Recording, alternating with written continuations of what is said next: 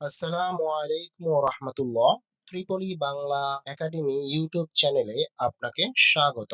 আমরা ফিরে এসেছি ফান্ডামেন্টালস অফ ইলেকট্রিক্যাল টেকনোলজি সিরিজের পরবর্তী টিউটোরিয়াল নিয়ে। ফান্ডামেন্টালস অফ ইলেকট্রিক্যাল টেকনোলজির আজ 7 নম্বর লেকচার, যেখানে আমরা সিরিজ সার্কিট নিয়ে আলোচনা করব। তাহলে চলে যাই মূল ভিডিওতে।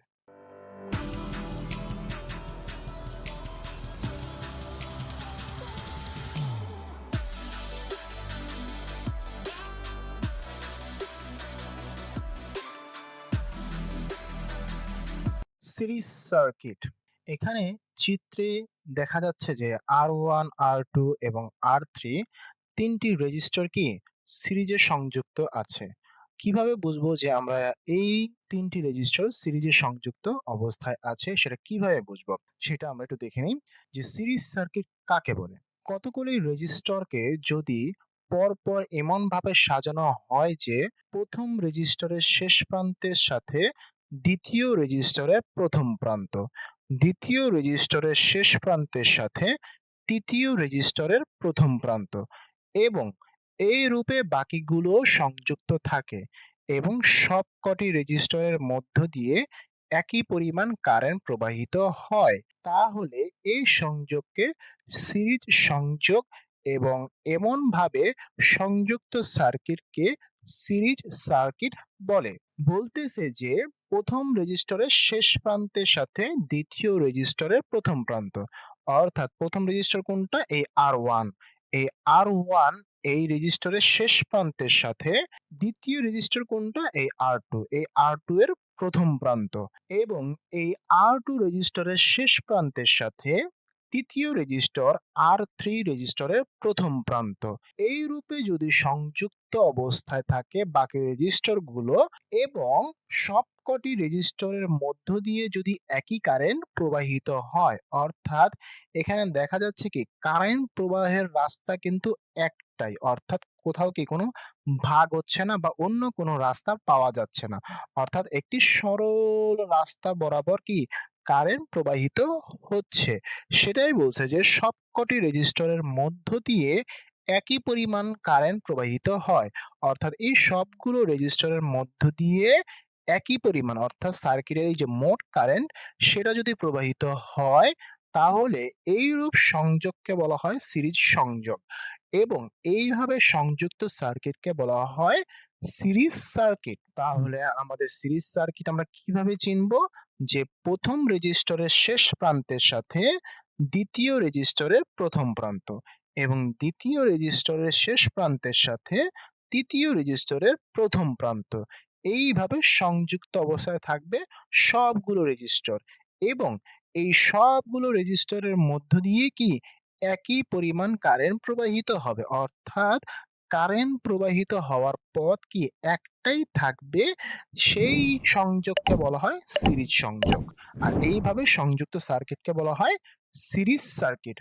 আমরা যদি অন্যভাবে বলি যে যে সার্কিটের লোডগুলো সিরিজে সংযোগ থাকে তাকে সিরিজ সার্কিট বলে, অর্থাৎ যে সার্কিটের লোডগুলো সিরিজ অবস্থায় সংযুক্ত থাকে। সিরিজ অবস্থায় সংযুক্ত বলতে বোঝায় ওই একই কথা, যে প্রথম রেজিস্টরের শেষ প্রান্তের সাথে দ্বিতীয় রেজিস্টরের প্রথম প্রান্ত এবং দ্বিতীয় রেজিস্টরের শেষ প্রান্তের সাথে তৃতীয় রেজিস্টরের প্রথম প্রান্ত, এইভাবে সংযুক্তকে বলা হয় সিরিজ সংযোগ। আর এইভাবে সংযুক্ত সার্কিটকে বলা হয় সিরিজ সার্কিট।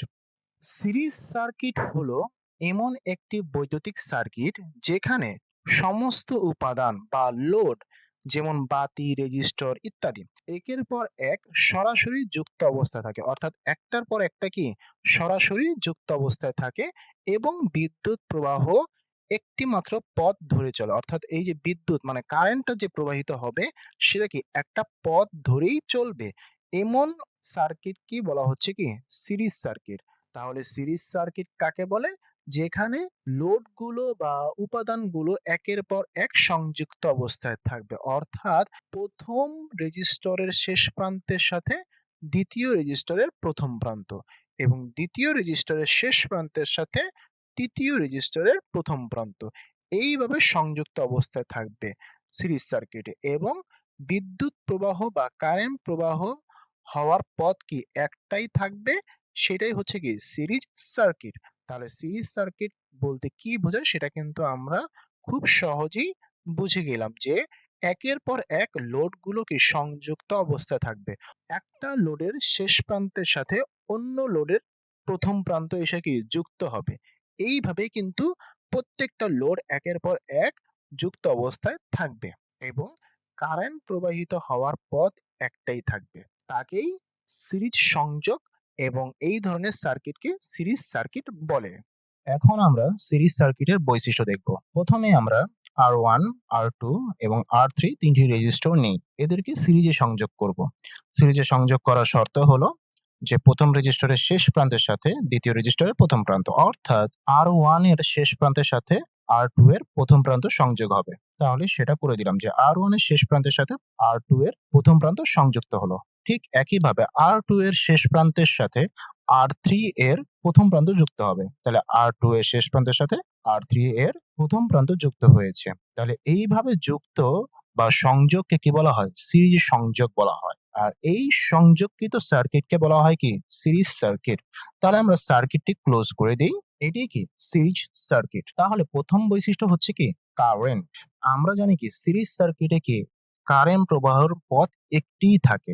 তাহলে সিরিজ সার্কিটের প্রতিটি রেজিস্টরের কারেন্ট কি সমান, কারণ কি সিরিজ সার্কিটের কারেন্ট প্রবাহের পথ একটি, অর্থাৎ প্রতিটি রেজিস্ট্যান্সের কারেন্ট একই থাকে। যেমন আমরা যদি দেখি চিত্রের সাহায্যে যে আইটি হলো সার্কিটের টোটাল কারেন্ট, I1 হলো রেজিস্টর R1 এর কারেন্ট, I2 হলো রেজিস্টর R2 এর কারেন্ট এবং I3 হলো রেজিস্টর R3 এর কারেন্ট। তাহলে আইটি যেই পরিমাণ কারেন্ট যাচ্ছে সেই পরিমাণ কারেন্ট কি R1, R2 এবং R3 দিয়ে যাচ্ছে। তাহলে চিত্র সাহায্যে আমরা বলতে পারি যে আইটি সমান সমান I1 সমান সমান I2 সমান সমান I3 সমান সমান ডট ডট IN, অর্থাৎ যতগুলো রেজিস্টর এইভাবে সংযোগ করা হবে ততগুলো কারেন্টে কি এই আইটি অর্থাৎ সার্কিটের মোট কারেন্টের সমানই হবে। অর্থাৎ সার্কিটের মোট কারেন্ট প্রতিটি লোডের মধ্য দিয়েই একই হবে সিরিজ সার্কিটের ক্ষেত্রে। দ্বিতীয় বৈশিষ্ট্য হচ্ছে রেজিস্ট্যান্স। সিরিজ সার্কিটের মোট রেজিস্ট্যান্স ভিন্ন ভিন্ন সংযুক্ত রেজিস্ট্যান্সের মানের যোগফলের সমান। যেহেতু এই রেজিস্টর কি একের পর এক সংযুক্ত অবস্থায় আছে, সেহেতু সার্কিটের মোট রেজিস্ট্যান্স হবে R1, R2, R3 এর যোগফলের সমান। ঠিক একইভাবে বলা হয়েছে যে আরটি অর্থাৎ সার্কিটের টোটাল রেজিস্ট্যান্স বা সমতুল্য রেজিস্ট্যান্স, এটা কি হবে R1 যোগ R2 যোগ R3 যোগ ডট ডট ডট RN, অর্থাৎ যতগুলো রেজিস্টর এইভাবে সিরিজে সংযোগ থাকবে ততগুলো কি এই যোগ আকারেই বসবে। তাহলে সিরিজ সার্কিটের সমতুল্য বা মোট রেজিস্ট্যান্স হচ্ছে সবগুলো রেজিস্টরের যোগফলের সমান। ৩ নাম্বার বৈশিষ্ট্য হচ্ছে ভোল্টেজ। বলছে সিরিজ সার্কিটের সরবরাহ ভোল্টেজ ঘাটতির ভোল্টেজগুলির যোগফলের সমান। বলতেছে সিরিজ সার্কিটের সরবরাহ ভোল্টেজ অর্থাৎ মোট ভোল্টেজ ঘাটতি ভোল্টেজগুলির যোগফলের সমান, অর্থাৎ রেজিস্ট্যান্সের আরআরএ তে ভোল্টেজ ড্রপগুলির যোগফলের সমান। আমরা যদি চিত্রের সাহায্যে একটু দেখি যে ভিটি হচ্ছে সিরিজ সার্কিটের সরবরাহ ভোল্টেজ বা টোটাল ভোল্টেজ, V2 হচ্ছে R2 এর আড়াআড়ি ভোল্টেজ ড্রপ বা ঘাটতি ভোল্টেজ, V2 হচ্ছে R2 এর সরাসরি ভোল্টেজ ঘাটতি বা ড্রপকৃত ভোল্টেজ, আর V3 হচ্ছে R3 এর সরাসরি ভোল্টেজ ড্রপ বা ঘাটতি voltage.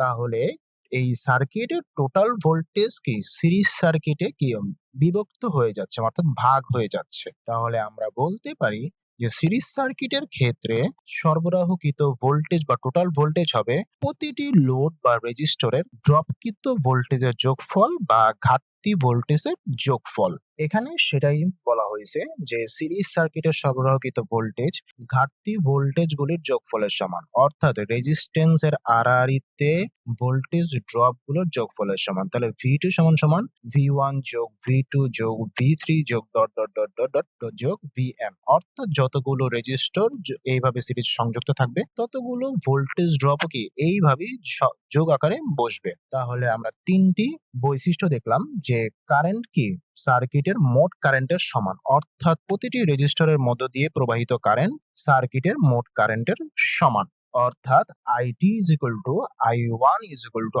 I2 is equal to I3 is equal to এইভাবে বসবে, অর্থাৎ কারেন্টের কোনো বিভক্ত হবে না, সকল কারেন্টই কি সমান, সার্কিটের মোট কারেন্টের সমান হবে। রেজিস্ট্যান্স, সিরিজ সার্কিটের মোট রেজিস্ট্যান্স হচ্ছে সবগুলো রেজিস্টরের যোগফলের সমান এবং ভোল্টেজ হচ্ছে সিরিজ সার্কিটের রেজিস্টর সমূহের আড়াআড়িতে ভোল্টেজ ড্রপের যোগফলের সমান, অর্থাৎ ভোল্টেজ ড্রপের কি যোগফলের সমান হবে। তাহলে কারেন্ট হবে কি সবগুলি সমান, রেজিস্ট্যান্স হবে কি প্রত্যেকটি রেজিস্টরের যোগফল এবং ভোল্টেজ হবে আড়াআড়িতে ভোল্টেজ ড্রপগুলির যোগফলের সমান। এই তিনটি হলো সিরিজ সার্কিটের মূল বৈশিষ্ট্য, খুবই লক্ষণীয় বিষয়টি সিরিজ সার্কিটের ক্ষেত্রে। এই জিনিসগুলি আমাদের গাণিতিক সমস্যা সমাধানের ক্ষেত্রে প্রয়োজন হবে, তাই এই বৈশিষ্ট্যগুলো খুবই গুরুত্ব সহকারে বিবেচনা করতে হবে এবং মনে রাখার চেষ্টা করতে হবে। এখন আমরা দেখব সিরিজ সার্কিটের মোট রেজিস্ট্যান্স কিভাবে নির্ণয় করে। সিরিজ সার্কিটের মোট রেজিস্ট্যান্স নির্ণয়, যদি দুই বা ততোধিক রেজিস্ট্যান্সকে সিরিজে সংযোগ দেওয়া হয় তবে তাদের ভিন্ন ভিন্ন রেজিস্ট্যান্সের মান একসাথে যোগ করলেই মোট রেজিস্ট্যান্সের মান পাওয়া যাবে। R1 R2 R3 dot dot dot Rn, অর্থাৎ অসংখ্য রেজিস্ট্যান্স n সংখ্যক রেজিস্টর গুলিকে সিরিজে যোগ করলে সমতুল্য রেজিস্ট্যান্স বা মোট রেজিস্ট্যান্স হবে। সমতুল্য রেজিস্ট্যান্সও বলতে পারি বা আমরা টোটাল রেজিস্ট্যান্সও বলতে পারি, একই জিনিস। তাহলে কি R1 plus R2 plus R3 plus dot dot dot Rn, সব টোটাল রেজিস্ট্যান্সের ক্ষেত্রেও সেম। এটা আমরা কিন্তু সিরিজ সার্কিটের বৈশিষ্ট্যতেই পেয়ে গেছি যে সিরিজ সার্কিটে মোট রেজিস্ট্যান্স কিভাবে নির্ণয় করতে হয়, অর্থাৎ দুই বা ততোধিক রেজিস্টরকে যদি সিরিজে সংযোগ করা হয় তাহলে তাদের রেজিস্ট্যান্সের যে মান সেগুলোকে একসাথে যোগ করলেই কি ওই সিরিজ সার্কিটের মোট রেজিস্ট্যান্স পাওয়া যাবে। এখন আমরা দেখব সিরিজ সার্কিটের মোট কারেন্ট কিভাবে নির্ণয় করা হয়। সিরিজ সার্কিটের কারেন্ট পরিমাণ নির্ণয় করার জন্য প্রথমে মোট রেজিস্ট্যান্স নির্ণয় করতে হবে। তাহলে সিরিজ সার্কিটের মোট কারেন্ট নির্ণয় করতে হলে প্রথমে কি করতে হবে, মোট রেজিস্ট্যান্স নির্ণয় করতে হবে এবং সাপ্লাই ভোল্টেজকে মোট রেজিস্ট্যান্স দ্বারা ভাগ করলে মোট কারেন্ট পাওয়া যাবে। আমরা এটা ওহমের সূত্র, অর্থাৎ প্রিভিয়াস ভিডিওতে যখন আমরা ওহমের সূত্র বিশ্লেষণ করেছিলাম সেখানে এই জিনিসটা ছিল। যদি না দেখে থাকেন তাহলে প্রিভিয়াস ভিডিওর ওহমের সূত্র ভিডিওটি দেখে আসতে পারেন, যেখানে কারেন্ট সমান সমান V/R ছিল, অর্থাৎ V হলো সাপ্লাই ভোল্টেজ এবং R হলো সার্কিটের মোট রেজিস্ট্যান্স। ঠিক সেটাই বলছে যে সার্কিট কারেন্ট নির্ণয় করার জন্য প্রথমে কি মোট রেজিস্ট্যান্স নির্ণয় করতে হবে এবং সাপ্লাই ভোল্টেজকে ওই মোট রেজিস্ট্যান্স দ্বারাই কি ভাগ করলেই মোট কারেন্ট পাওয়া যাবে। তাহলে আমরা মনে করি মোট রেজিস্ট্যান্স RT এবং সাপ্লাই ভোল্টেজ কি VT, তাহলে মোট কারেন্ট কি হবে, IT সমান সমান VT/RT অ্যাম্পিয়ার, কারেন্টের একক কি অ্যাম্পিয়ার। এটা কিন্তু ওহমের সূত্র থেকেই আসছে। যখন আমরা ওহমের সূত্রের অধ্যায়টি বিশ্লেষণ করেছিলাম তখন আমরা বলেছিলাম যে এই ওহমের সূত্রের অধ্যায়টি খুবই গুরুত্বপূর্ণ এবং আজীবন কাজে লাগবে। এই যে আমাদের সিরিজ সার্কিট অধ্যায়ে কিন্তু কারেন্ট নির্ণয় করার ক্ষেত্রে সেই ওহমের সূত্রটি প্রয়োগ হয়েছে। তাহলে সার্কিটের মোট কারেন্ট নির্ণয় করার জন্য আমাকে প্রথমেই লাগবে কি মোট রেজিস্ট্যান্স নির্ণয় করতে হবে, আর মোট রেজিস্ট্যান্স কিভাবে নির্ণয় করব সেটা আমরা আগে দেখে ফেললাম। এবং সাপ্লাই ভোল্টেজকে যদি সেই মোট রেজিস্ট্যান্স দ্বারা ভাগ করা হয় তাহলে কি মোট কারেন্ট পাওয়া যাবে। এখন আমরা দেখব সিরিজ সার্কিটের বিভিন্ন অংশের ভোল্টেজ নির্ণয়। সার্কিটের সংযোজিত রেজিস্ট্যান্সের স্ব পরিমাণের আনুপাতিক হারে সার্কিটে সরবরাহকৃত মোট ভোল্টেজ সকল রেজিস্ট্যান্সের মানের অনুপাতে বিভক্ত হয়, অর্থাৎ সার্কিটের রেজিস্ট্যান্স সমূহের পরিমাণ কি একই থাকে না, কোনোটা 5 ওহম, কোনোটা 10 ওহম, কোনোটা 2 ওহম, কোনোটা 20 ওহম, অর্থাৎ এক এক রেজিস্ট্যান্সের মান এক এক থাকে। তাই সার্কিটের ভোল্টেজটি ওই রেজিস্ট্যান্সের মানের অনুপাতে বিভক্ত হয়। এই কথাটা এখানে বলছে যে সার্কিটের সংযোজিত রেজিস্ট্যান্সের স্ব পরিমাণের আনুপাতিক হারে সার্কিটের সরবরাহকৃত মোট ভোল্টেজ সকল রেজিস্ট্যান্সের মানের অনুপাতে বিভক্ত হয়। সার্কিটের মোট কারেন্ট নির্ণয় করে প্রতিটি রেজিস্ট্যান্সের আড়াআড়িতে ভোল্টেজ নির্ণয় করতে হয়। যদি আমরা রেজিস্ট্যান্সের আড়াআড়িতে ভোল্টেজ নির্ণয় করতে চাই তাহলে আগে কি আমাদের সার্কিটের কারেন্ট নির্ণয় করা লাগবে। তো সার্কিটে সংযুক্ত প্রতিটি রেজিস্ট্যান্সের মানকে এর ভেতর দিয়ে প্রবাহিত কারেন্ট দ্বারা গুণ করলে প্রতিটি রেজিস্ট্যান্সের আড়াআড়িতে ভোল্টেজ পাওয়া যায়। আমরা ওহমের সূত্র অনুযায়ী জানি যে V কি IR, অর্থাৎ কারেন্ট এবং রেজিস্ট্যান্সের গুণফল। ঠিক এই কথাটাই এখানে বলছে যে সার্কিটে সংযুক্ত প্রতিটি রেজিস্ট্যান্সের মানকে এর ভিতর দিয়ে প্রবাহিত কারেন্ট দ্বারা গুণ করলে প্রতিটি রেজিস্ট্যান্সের আড়াআড়িতে ভোল্টেজ পাওয়া যায়। যেমন যেমন আমরা যদি এই সার্কিটটি বিবেচনা করি তাহলে এটা হচ্ছে V হচ্ছে কি সাপ্লাই ভোল্টেজ, এটা হলো R1, R2 এবং R3। এইটা দ্বারা কি কারেন্ট যাচ্ছে, তাহলে R1 এর আড়াআড়ি ভোল্টেজ V1, R2 এর আড়াআড়ি ভোল্টেজ V2 এবং R3 এর আড়াআড়ি ভোল্টেজ V3। এটা হলো অ্যাম্পিয়ার, অর্থাৎ কারেন্ট বুঝাইছে এটা দ্বারা। তাহলে এই সার্কিটে যদি আমরা একটু বিশ্লেষণ করি যে R1, R2, R3 এর আড়াআড়িতে ভোল্টেজ যথাক্রমে V1 I1 R1, অর্থাৎ এই যে V1 R1 এর ভোল্টেজ ড্রপ যে V1 এর কিভাবে নির্ণয় করব আমরা? সার্কিটের মোট কারেন্ট, যেহেতু কি সিরিজ সার্কিটের মোট কারেন্ট প্রতিটি রেজিস্টর দিয়ে প্রবাহিত হয়, তাহলে সার্কিটের মোট কারেন্ট I এবং উক্ত রেজিস্টরের মান অর্থাৎ R1। V2 এর ক্ষেত্রে I ইন্টু R2 এবং V3 এর ক্ষেত্রে I ইন্টু R3। তাহলে দেখা যাচ্ছে যে প্রতিটি রেজিস্টরের আড়াআড়ি ভোল্টেজ ড্রপ নির্ণয় করতে হলে আমাকে প্রথমে কি সার্কিটের মোট কারেন্ট নির্ণয় করা লাগবে। আর সার্কিটের মোট কারেন্ট কিভাবে নির্ণয় করতে হবে সেটা আমরা এর আগেই বিশ্লেষণ করেছি।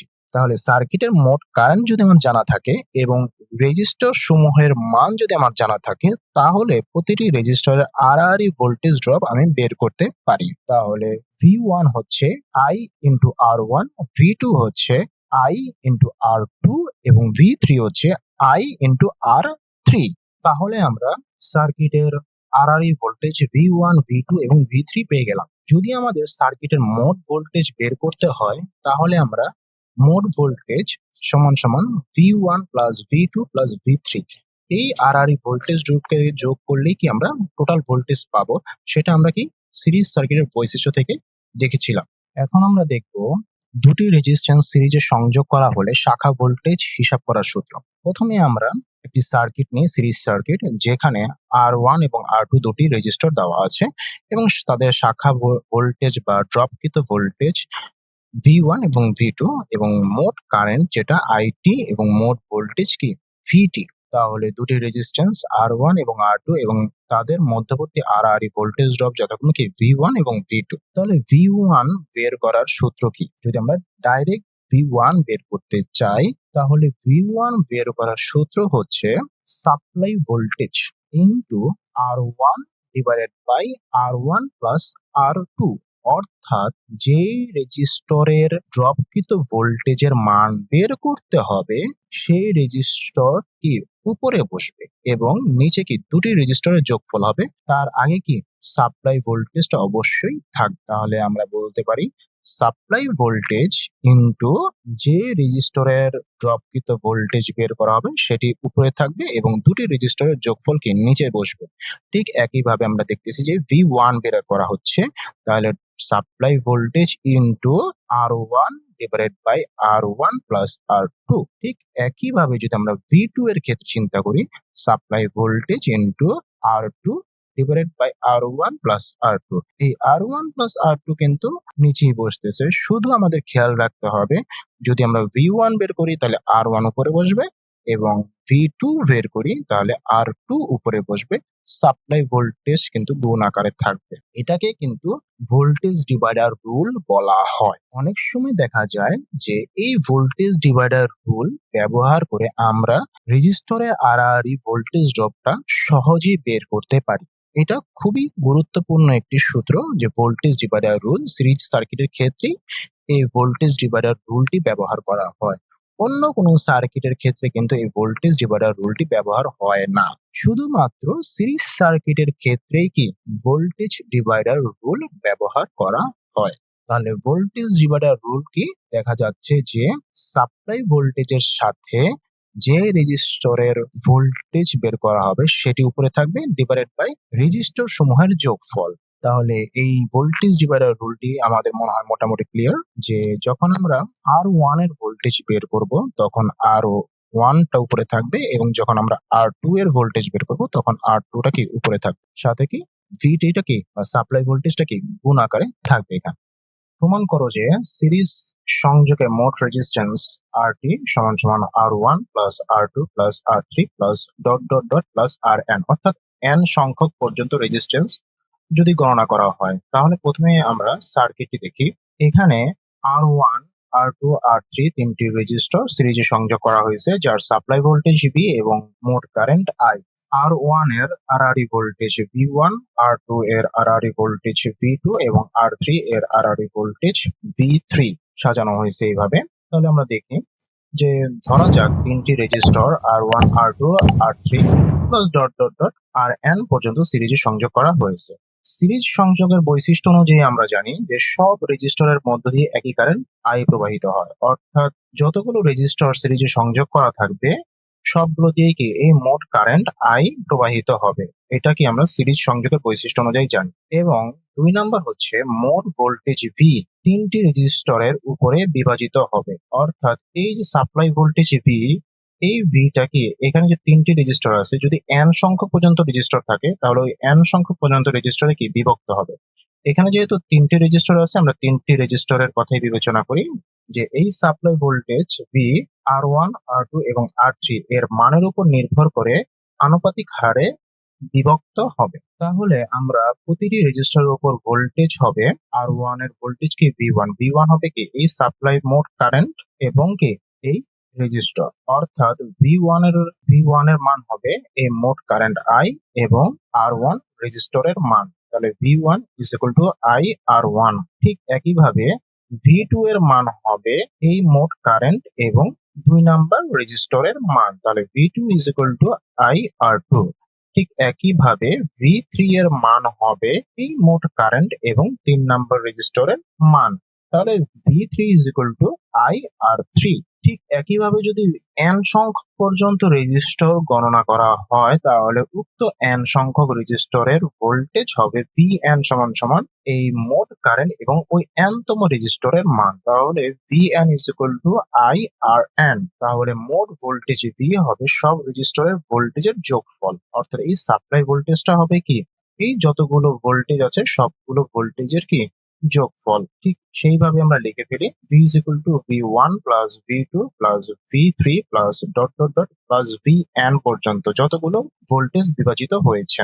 এই ভোল্টেজ গুলোর মান আমরা এখানে জানি। ঠিক এই ভোল্টেজ গুলোর মানগুলি আমরা বসিয়ে দেব। এখন V1 এর মান বসাই দিছি IR1, V2 এর মান বসাইছি IR2, V3 এর মান বসাইছি IR3 এবং Vn এর মান বসানো হয়েছে IRn।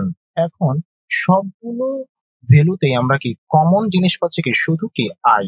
এই আইটাকে আমরা কমন হিসেবে নিয়ে নিলাম। তাহলে I যদি কমন হয় তাহলে ব্র্যাকেটের ভিতরে যাচ্ছে কি R1 plus R2 plus R3 plus dot dot dot plus কি Rn। এটা কি আমরা 1 নম্বর সমীকরণ দিয়ে দিই। তাহলে আমরা এই 1 নম্বর সমীকরণটি পেয়ে গেলাম। এখন আমরা দেখবো ওহমের সূত্র অনুযায়ী ভোল্টেজের সূত্র। ওহমের সূত্র অনুযায়ী আমরা জানি ভোল্টেজ সমান সমান IR। এখানে IRS বলা হয়েছে অর্থাৎ সমতুল্য রেজিস্ট্যান্স বা IRT বলা হয়েছে অর্থাৎ টোটাল রেজিস্ট্যান্স।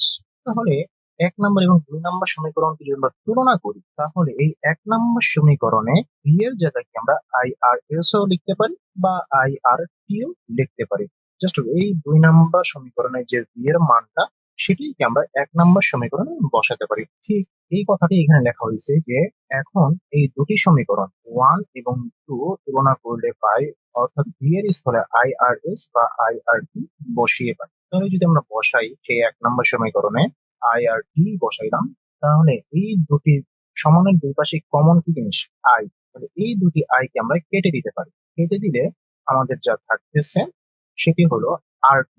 RT সমান সমান R1 plus R2 plus R3 plus dot dot dot T plus Rn, অর্থাৎ উভয় পক্ষ হতে কারেন্টকে বাদ দিয়ে পাই। তাহলে কারেন্ট I উভয় পাশ থেকে কি বাদ দেওয়া হয়েছে। তাহলে আমরা লিখতে পারি যে RT সমান সমান R1 plus R2 plus R3 plus dot dot dot plus Rn, এটাই কি আমাদের প্রমাণ করতে বলা হয়েছে। এখন আমরা দেখছি সিরিজ সার্কিটের সুবিধা ও অসুবিধা। তাহলে সিরিজ সার্কিটের সুবিধা সমূহ কি কি দেখি আমরা।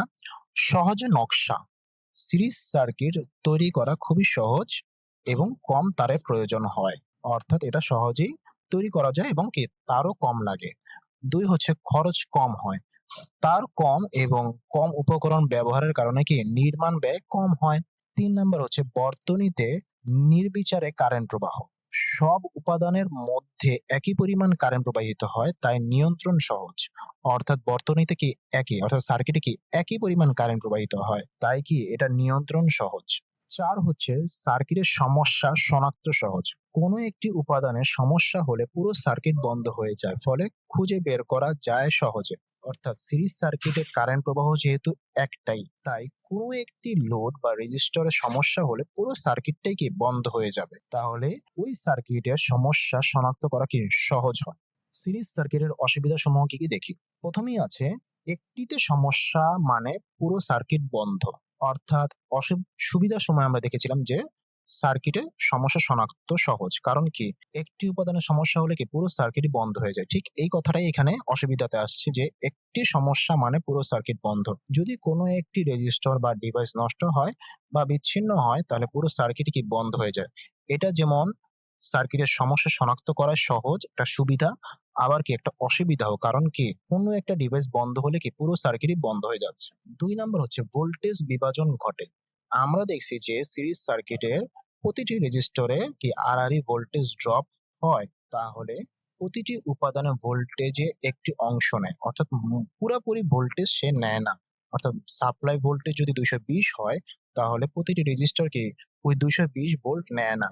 ওই রেজিস্টর সমূহের মান যেমন, সেই অনুপাতে সে কি ওই সাপ্লাই ভোল্টেজ থেকে কিছু অংশ সে নেয়। তাহলে এটাই এখানে বলছে যে প্রতিটি উপাদান ভোল্টেজের একটি অংশ নেয়, তাই সব ডিভাইসে সমান ভোল্টেজ পাওয়া যায় না।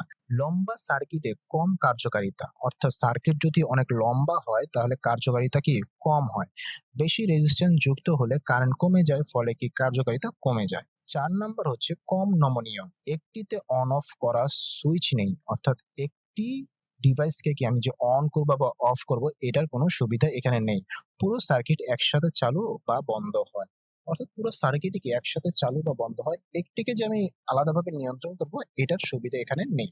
তাহলে সিরিজ সার্কিটের সুবিধা এবং অসুবিধাগুলো আমরা দেখলাম। সুবিধা হচ্ছে সহজ নকশা, খরচ কম, বর্তনীতে নির্বিচারে কারেন্ট প্রবাহ এবং সার্কিটের সমস্যা শনাক্ত সহজ হয়। আর অসুবিধা হচ্ছে একটিতে সমস্যা মানে পুরো সার্কিট বন্ধ, ভোল্টেজ বিভাজন ঘটে, লম্বা সার্কিটে কম কার্যকারিতা এবং কম নমনীয়তা। এখন আমরা গাণিতিক সমস্যা সমাধান করব এই সিরিজ সার্কিট অধ্যায়ের। প্রথম সমস্যাটি হচ্ছে 10 ওহম এবং 15 ওহম রেজিস্ট্যান্সের দুটি পরিবাহীকে সিরিজে সংযোগে সাজানো হলো। এদের মোট রেজিস্ট্যান্স কত? অর্থাৎ 10 এবং 15 ওহমের দুটি রেজিস্ট্যান্সকে সিরিজে সংযোগ করানো হয়েছে, এদের মোট রেজিস্ট্যান্স এখানে চাওয়া হয়েছে। তাহলে আমাদের যেগুলো দেওয়া আছে সেগুলো আমরা একটু লিখি। যে আমাদের দেওয়া আছে যে 10 ওহম মানে R1 এর মান দেওয়া আছে কি 10 ওহম এবং R2 এর মান দেওয়া আছে কি 15 ওহম। এই দুটিকে সিরিজে সংযোগ করা হয়েছে। এদের মোট রেজিস্ট্যান্স আমার কাছে চাওয়া হয়েছে, যেটা আমি ধরে নিলাম কি RT। এই RT এর মান এখানে জানতে চাওয়া হয়েছে। আমরা জানি যে সিরিজ সংযোগ অবস্থায় সার্কিটের মোট রেজিস্ট্যান্স কি যোগ আকারে বসে। তাহলে যোগ আকারে বসলে কি হবে? RT সমান সমান কি R1 প্লাস R2, অর্থাৎ যে দুটি রেজিস্টর দেওয়া আছে তাদের কি যোগফল, সিরিজে কি হয় রেজিস্টর সমূহের যোগফল বসে। তা আমরা কি দুটি রেজিস্টরকে কি যোগ আকারে বসাই দিলাম। এখন যদি এদের মান বসাই 10 এবং 15 এবং যোগ করি, তাহলে আমাদের রেজাল্ট কি আসবে? 25 ওহম আসবে। তাহলে সিরিজ সার্কিটে যদি আমাদের মোট রেজিস্ট্যান্স চাওয়া হয়, সেটি আমরা খুব সহজেই বের করতে পারবো কি প্রতিটি রেজিস্টরের যোগফল হবে। অর্থাৎ সিরিজে প্রতিটি রেজিস্টরের বীজগাণিতিক যোগফলই কি মোট রেজিস্ট্যান্সের সমান হবে। 2 6 ওহম এর 4টি রেজিস্ট্যান্সকে সিরিজের সংযোগে এদের সমতুল্য রেজিস্ট্যান্স বের হয়। ধরা যাক সিরিজ সংযোগে সমতুল্য রেজিস্ট্যান্স আর এস, এখানে উল্লেখ করেই দিছে কি সমতুল্য রেজিস্ট্যান্সকে কি আর এস ধরতে। আর আমাদের 6 ওহমের 4টি রেজিস্ট্যান্স কি সিরিজে সংযোগ করা অবস্থায় আছে। তাহলে আমাদের যেগুলো দেওয়া আছে সেগুলো আমরা একটু লিখি। যে আমাদেরকে দেওয়া আছে যে কি 6 ওহমের 4টি রেজিস্ট্যান্স, অর্থাৎ আর এর মান কি 6 ওহম, এরকম কি 4টি রেজিস্ট্যান্স দেওয়া আছে। অর্থাৎ যে 4টা রেজিস্টর সিরিজে সংযুক্ত অবস্থায় আছে তাদের সবগুলোর মানে কি 6 ওহম। তাহলে আমাদের কয়টি রেজিস্টর আছে? রেজিস্টরের সংখ্যা হচ্ছে কি 4টি, অর্থাৎ আমাদের এন এর মান হচ্ছে কি 4, অর্থাৎ নাম্বার অফ রেজিস্ট্যান্স, অর্থাৎ রেজিস্ট্যান্সের সংখ্যা হচ্ছে কি 4টি। এই নাম্বার অফ রেজিস্ট্যান্স বা রেজিস্ট্যান্সের সংখ্যাকে এন দ্বারা প্রকাশ করা হয়। তাহলে এন সমান সমান কি 4টি, অর্থাৎ 4টি রেজিস্টার আছে। আমাদের বের করতে বলা হয়েছে সমতুল্য রেজিস্ট্যান্স আর এস। এখানে সমতুল্য রেজিস্ট্যান্সকে আর এস ধরতে বলা হয়েছে, তাই আমরা আর এস ধরে নিলাম। যদি এটা উল্লেখ্য অবস্থায় না থাকতো, শুধু যদি বলতো যে সমতুল্য রেজিস্ট্যান্স নির্ণয় করো, তাহলে আমি আর এস ধরতে পারতাম, বা এখানে যে আর টি ধরছি সেটাও ধরতে পারতাম। অর্থাৎ সমতুল্য রেজিস্ট্যান্স, মোট রেজিস্ট্যান্স, এগুলো সব কি একই কথা বোঝায়। অর্থাৎ সার্কিটের মোট রেজিস্ট্যান্স কত। এমন অবস্থায় যদি আমাদের থাকে যে আমাদের সার্কিটে যতগুলো রেজিস্টর সিরিজে সংযুক্ত অবস্থায় আছে তাদের সবগুলোর মানে কি একই, তাহলে আমরা এর সমতুল্য রেজিস্ট্যান্স নির্ণয় করার একটি সহজ সূত্র জানি। সেটি হচ্ছে যে আমরা জানি যে একই মানের বিভিন্ন রেজিস্ট্যান্স যদি সিরিজে সংযুক্ত করা হয় তাহলে এদের সমতুল্য রেজিস্ট্যান্স নির্ণয় সূত্র কি আর এস সমান সমান কি এন ইন্টু আর বা এন আর, অর্থাৎ নাম্বার অফ রেজিস্ট্যান্সের সাথে রেজিস্ট্যান্সের মান, অর্থাৎ যতগুলো রেজিস্টর আছে তার সাথে আমাদের কি রেজিস্টরের মান দ্বারা কি গুণ করলে কি আমরা সমতুল্য রেজিস্ট্যান্সের মান পেয়ে যাব। কারণ হচ্ছে যে আমাদের যতগুলো রেজিস্টর দেওয়া আছে সবগুলোর মানে কি এই একই, সবগুলোর মানে কি 6, কোনো পার্থক্য নাই। কিন্তু এই জায়গায় আমরা যে দুটি রেজিস্টর এখানে দেওয়া আছে তাদের মানের কিন্তু পার্থক্য আছে। অর্থাৎ একটির মান হচ্ছে 10 এবং অন্যটির মান হচ্ছে কি 15। তাই আমরা এই ক্ষেত্রে এই সূত্র ব্যবহার করতে পারছি না। কিন্তু এই 2 নাম্বার প্রশ্নে কিন্তু বলেই দিছে যে সবগুলো রেজিস্টরের মান কি 6। এখন এখানে 4টির কথা উল্লেখ করা হয়েছে, তাই রেজিস্টরের সংখ্যা 4। যদি এখানে 10টি রেজিস্টর থাকতো তাহলে রেজিস্টরের সংখ্যা এখানে কি 10 থাকতো। তাহলে এইভাবে যদি আমাদের প্রশ্নে দেওয়া হয় যে যতগুলি রেজিস্টর আছে সবগুলোর মানে কি একই, তখন আমরা এই সূত্রটি ব্যবহার করতে পারি। এটা কি সহজেই বের হয়ে যাবে। আমরা এইভাবেও ব্যবহার করতে পারি যে R1 plus R2 plus R3 plus R4, 4টি রেজিস্টার এইভাবে বসাইতে পারি এবং কি সবগুলোর মানে কি 6 এইভাবে যোগ আকারেও বসাইতে পারি। কিন্তু সেটা কি বড় হয়ে যাবে। সেটার ক্ষেত্রে আমরা কি খুব সহজেই এই সূত্রটা ব্যবহার করতে পারি যে একই মানের রেজিস্টর যদি থাকে সিরিজে সংযোগ অবস্থায় তখন কিন্তু আমরা এই NR সূত্রটি ব্যবহার করতে পারি। N হচ্ছে রেজিস্টরের সংখ্যা, অর্থাৎ কতগুলি রেজিস্টর এইভাবে সিরিজে সংযুক্ত করা আছে, এবং আর হচ্ছে ওই সবগুলো রেজিস্টরের মান কত 6, অর্থাৎ প্রতিটি রেজিস্টরের মানে কি 6, অর্থাৎ রেজিস্টর গুলোর মানের কোনো পার্থক্য নাই, সবগুলোর মানে কি 6। ঠিক আছে, তাই আমরা কি এখানে এন আর সূত্রটি ব্যবহার করতে পারি। তাহলে এন এর মান হচ্ছে 4 এবং আর এর মান হচ্ছে 6, তাহলে 4 6 24 আসবে আমাদের। তাহলে এই প্রশ্নের উত্তর হবে কি 24 ওহম, অর্থাৎ সমতুল্য রেজিস্ট্যান্স আর এস সমান সমান কি 24 ওহম। 3 নম্বর গাণিতিক সমস্যায় বলা হয়েছে 10 ওহম, 15 ওহম ও 35 ওহমের তিনটি রেজিস্টরকে সিরিজে সংযোগ করে উক্ত সার্কিটকে 120 ভোল্ট সাপ্লাইয়ের সাথে সংযোগ করা হলো। সার্কিটের মোট কারেন্ট ও প্রতিটি রেজিস্ট্যান্সের ভোল্টেজ নির্ণয় করো। প্রশ্নটা আমরা একটু ভালোভাবে বুঝে নেই। যে বলতেছে যে তিনটা রেজিস্টর 10 ওহম, 15 ওহম এবং 35 ওহমের কি তিনটা রেজিস্টর কি সিরিজে সংযোগ করা হয়েছে। এই সার্কিটের সাপ্লাই ভোল্টেজ দেওয়া আছে কত? 120 ভোল্ট সাপ্লাইয়ের সাথে সংযোগ করা হয়েছে। এখান থেকে চাওয়া হয়েছে কি?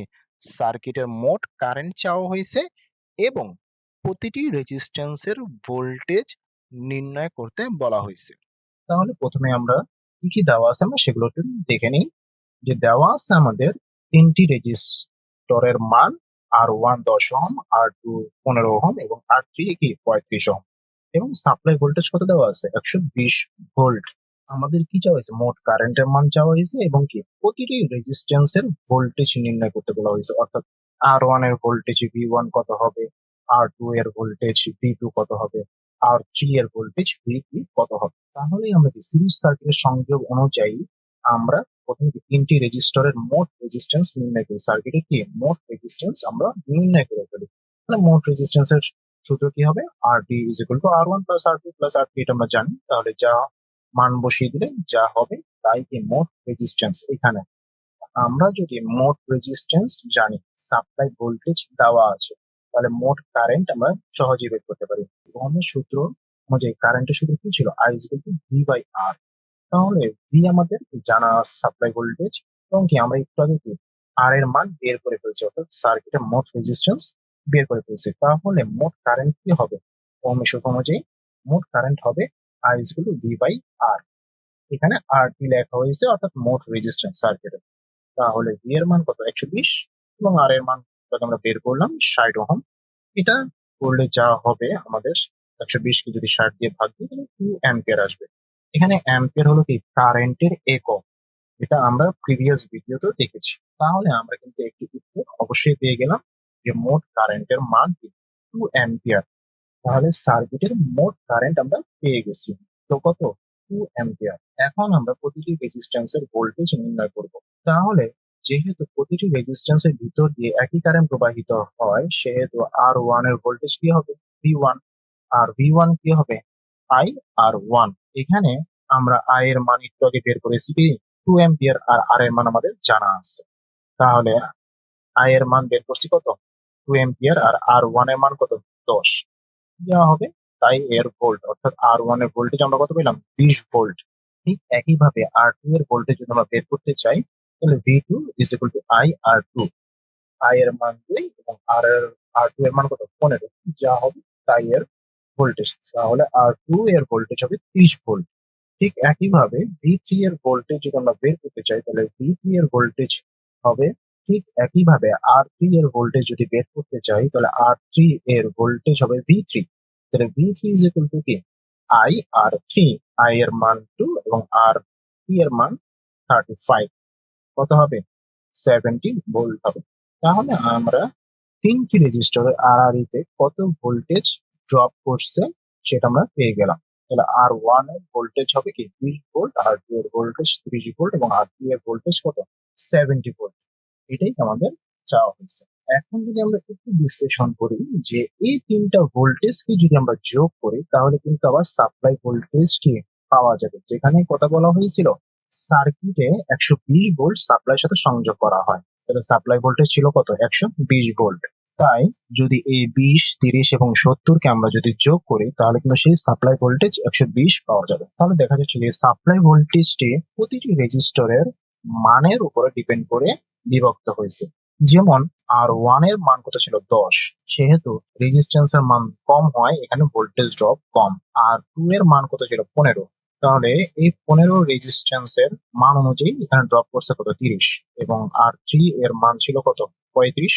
তাহলে এই 35 অনুপাতে এই রেজিস্টরের ভোল্টেজ ড্রপ হয়েছে কি 70। তাহলে দেখা যাচ্ছে রেজিস্ট্যান্স এর মান বৃদ্ধি পেলে ভোল্টেজ ড্রপ বৃদ্ধি পাচ্ছে এবং রেজিস্টরের মান কমলে ভোল্টেজ ড্রপ কি কমতেছে। Thanks for watching. ভিডিওটি যদি ভালো লেগে থাকে তাহলে লাইক দিন, কমেন্ট করুন এবং বন্ধুদের সঙ্গে শেয়ার করুন।